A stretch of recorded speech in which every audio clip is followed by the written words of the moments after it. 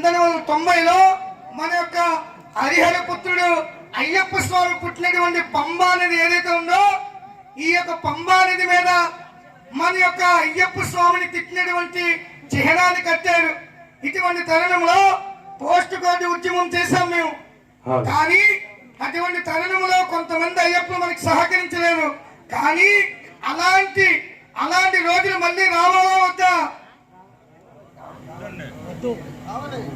రాకూడదు. చూసారు, మీ జ్ఞానం ఎక్కడికి వెళ్ళిపోతుంది, మీ జ్ఞానం ఎక్కడికి వెళ్ళిపోతుంది.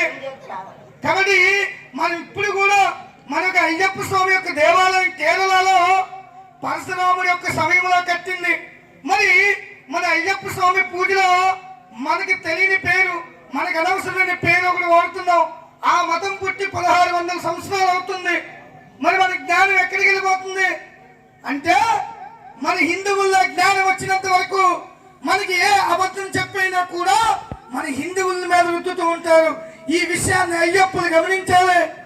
1990లో వచ్చిన సమస్య మళ్ళీ రాకుండా ఉండాలంటే ప్రతి అయ్యప్ప కూడా మాల వేయడమే కాదు, మన అయ్యప్పకి ఏ సమస్య వచ్చినా కూడా ఇంతే కలిసికట్టుగా మనందరం మన అయ్యప్ప దేవాలయాన్ని, మన అయ్యప్ప సంస్కృతి అయినటువంటి మన హిందూ ధర్మాన్ని కూడా రక్షించుకున్నప్పుడే మన హిందువులు మన అయ్యప్ప స్వామి భక్తులు అవుతాం.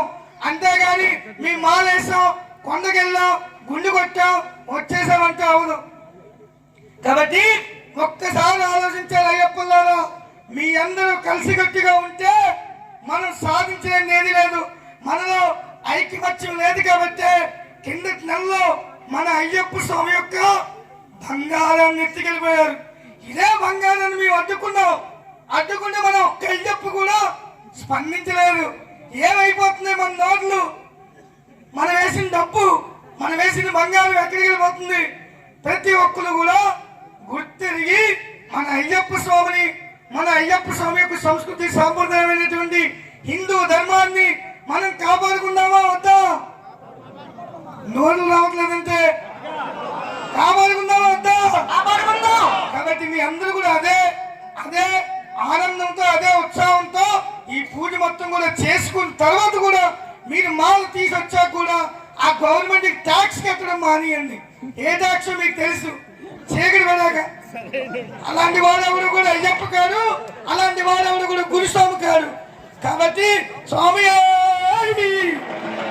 నాకు ఇంత చక్కటి అవకాశం ఇచ్చినటువంటి పేర్లు అయితే నాకు తెలీదు, చేస్తున్నాం మాస్టర్. కాబట్టి మీ అందరికీ ధన్యవాదాలు. శుభమస్తు.